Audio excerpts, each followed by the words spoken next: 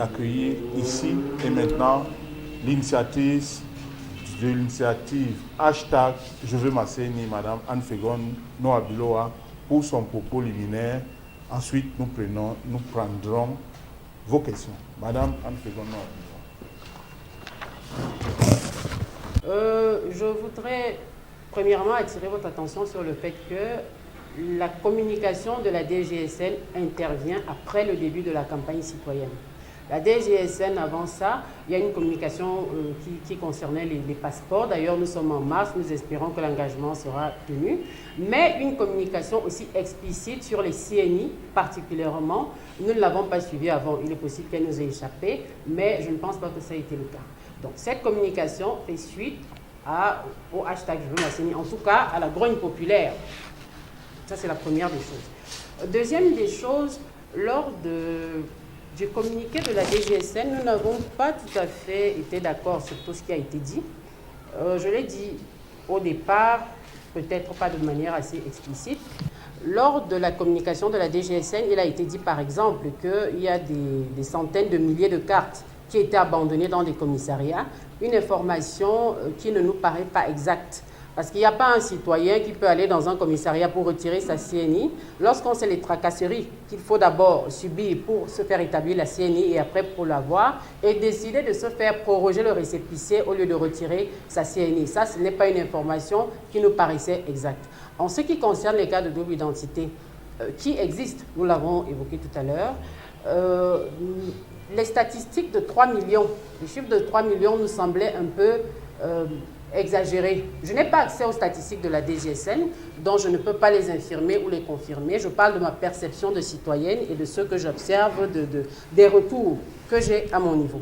Et lorsque je sais que dans ces cas de double identité évoqués, il y a des erreurs, ça a été dit dans mon propos liminaire, vous avez par exemple des citoyens qui se font établir la CNI pour la première fois, mais dont les cartes ne sortent pas après beaucoup d'années parce que ce serait pour cause de double identité, ce qui ne ferait absolument pas de sens. Vous en avez qui n'ont jamais changé leurs âges, enfin qui n'ont pas modifié une information particulière, mais dont les CNI sont bloqués pour cette raison, simplement parce que quelquefois c'est le fait des erreurs commises par les agents identificateurs.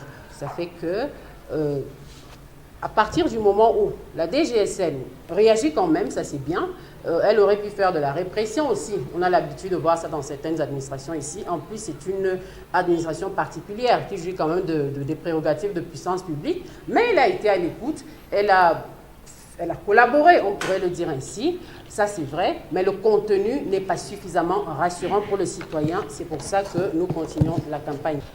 D'abord, nous ferions preuve de mauvaise foi. Et nous nous éloignerions donc, dans une telle hypothèse, de la bonne foi qui caractérise ce que nous avons fait jusqu'à présent, si nous prétendions que rien n'a été fait. Serge. Si nous disions que rien n'a été fait jusqu'à présent. Nous avons observé, parce que c'est quelque chose c'est un process que nous suivons en dehors de ce que vous voyez en front office. Il y a un travail qui est fait en back office. Donc nous avons pu observer qu'il y a eu une sorte d'effet de boost. Le véritable problème, c'est que jusqu'à présent, cet effet de boost, les améliorations observées sont beaucoup trop fragiles pour que nous arrêtions la campagne. Nous estimons que le top management de la DGSN a probablement donné des orientations, des directives et qu'en termes de mise en œuvre, en termes d'implémentation, ça ne suit pas sur le terrain. Par exemple, nous avons encore à ce jour des éléments de police qui arrivent à chasser les citoyens, des postes de police. Je ne vais pas les citer ici, mais j'ai ces témoignages-là puisque je fais le suivi.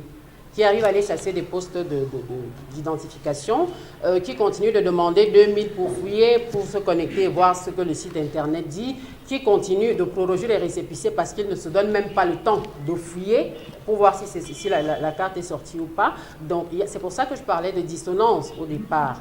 Donc, à partir du moment où il y a des dissonances qui persistent entre le discours de la très haute hiérarchie de la DGSN et ce que les citoyens expérimentent sur le terrain, nous allons rester en campagne. Ce n'est pas notre mission d'aller... il ne nous revient pas de suivre les instructions du top management de la DGSN, c'est à lui de s'assurer que les annonces faites, les mesures prises sont mises en œuvre sur le terrain. Donc, de notre point de vue, il y a un minimum légal. Après, l'objectif n'est pas de passer la vie en campagne pour dire que rien n'est fait, non. Mais nous estimons quand même qu'il y a un minimum syndical qui doit être fait pour que nous suspendions éventuellement la campagne. Par exemple, dans mon propos, je faisais état de ce que jusqu'à présent, il y a moins de 20 départements qui ont été approvisionnés significativement en CNI. Je les ai d'ailleurs cités. La plupart, c'est soit des grands départements, soit des départements de l'une des deux capitales du pays, mais ce n'est pas suffisant, nous en avons 58 jusqu'à présent. Donc si nous nous arrêtons à ce niveau parce que nous avons reçu quelques témoignages, nous n'aurons pas atteint l'objectif. Donc nous allons continuer jusqu'à ce que j'appelais tout à l'heure le minimum syndical soit atteint.